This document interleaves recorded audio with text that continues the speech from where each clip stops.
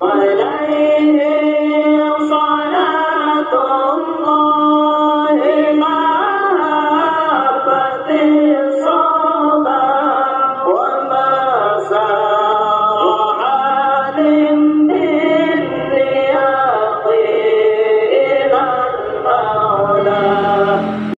matak pangjore-jorena umat Islam teu bisa maca Quran.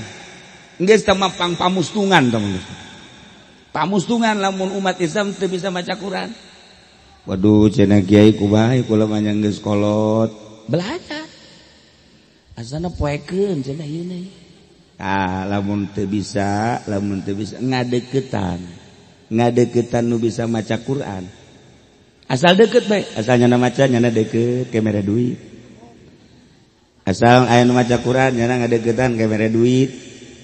Eta ganjaranna gede. Nu macana bungaheun nyana menang ganjaran.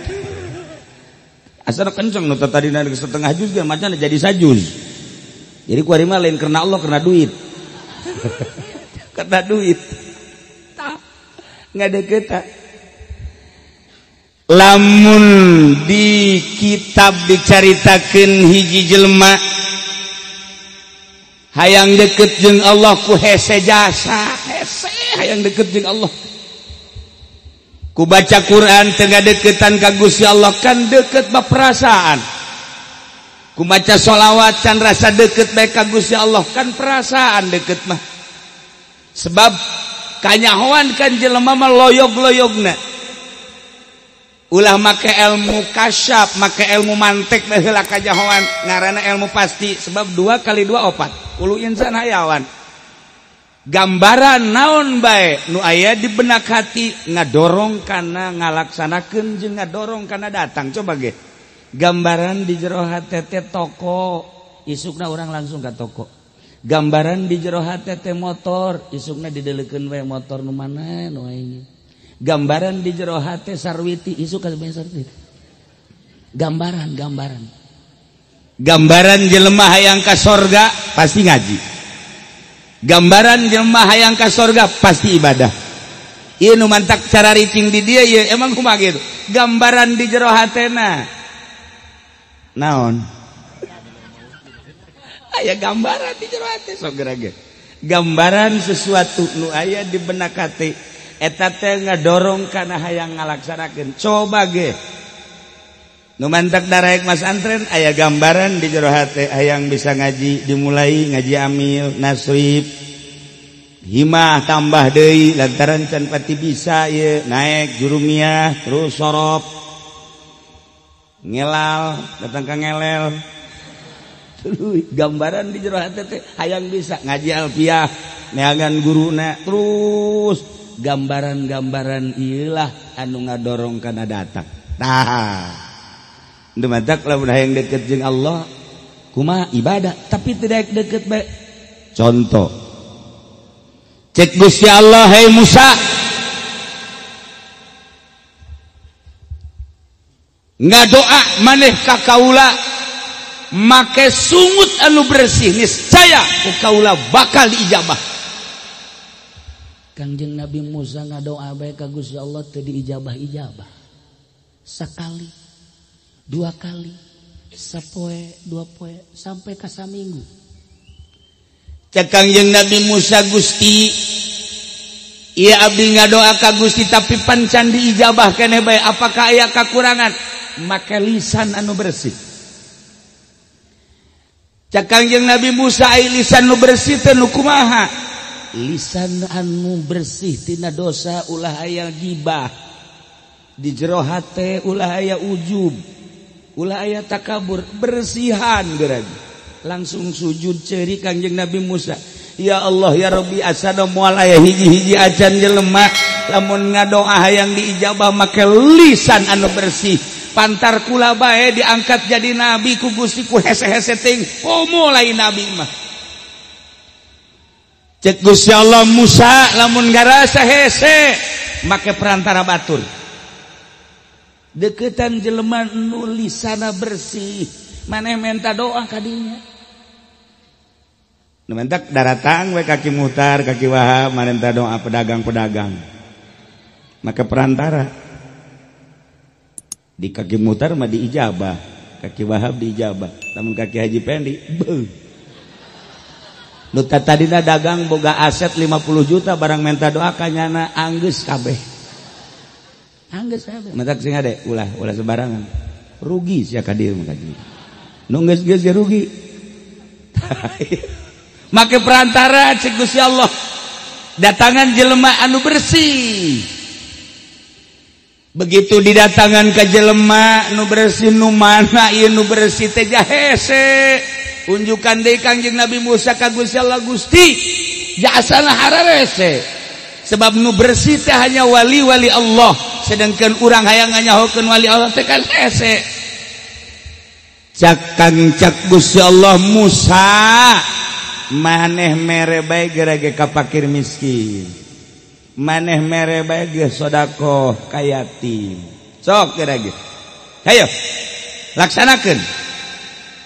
Bener ku Kangjeng Nabi Musa yatim dibere. Oh, yatim mah dibere duit 1.000 perak 10.000 mua doakeun da teu eureun-eureun. Yatim mah dibere duit 100.000 bae 100.000 geus teu kicep-kicep. Masyaallah, mudah-mudahan eta Ki Wahab dipanjangkeun umurna.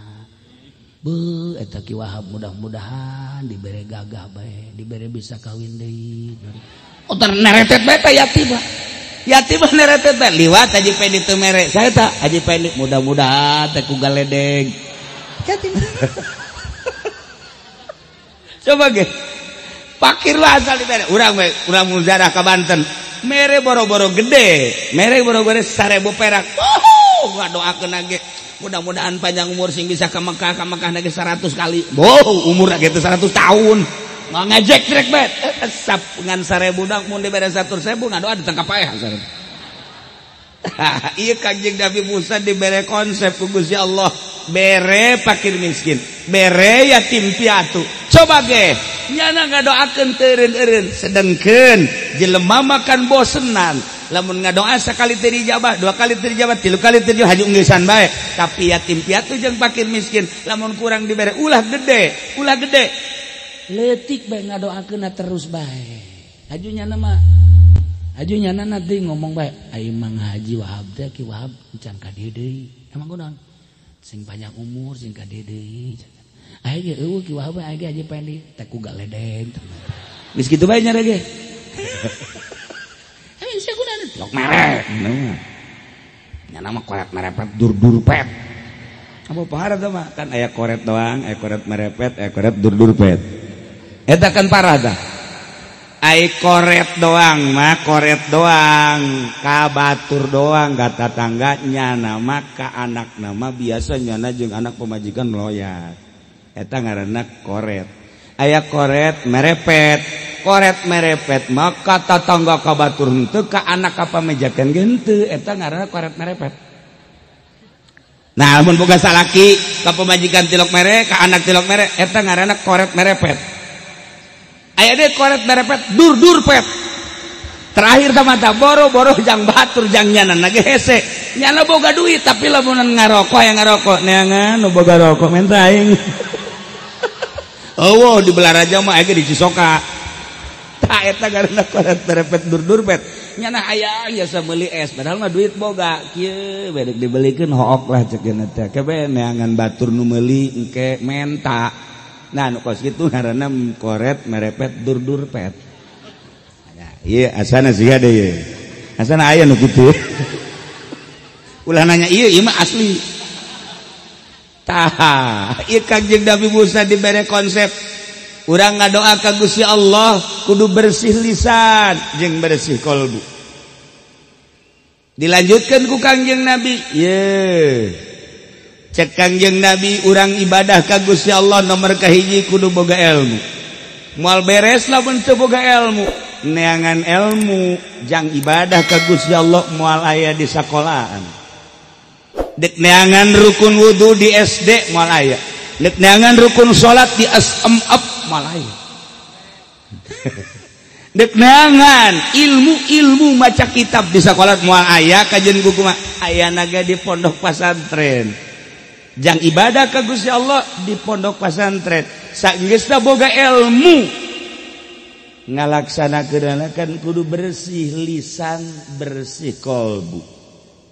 Jaka Kanjeng Nabi aya jelema salat sageusna salat rapih jasa ti mimiti wuduna datang ka salat rapih tetapi di jero kalbuna lain menghadap ka Allah hayang kaalem ku kabogohna salat naon jelema salat rapih jasa salatna mun loba jelema angel salatna tapi lamun loba jelema mah cepet jasa contohna sia ya mun salatna nya mah kitu lamun aya jelema duha ge 24 rakaat masyaallah tahajud ge beurang peuting asal loba jelema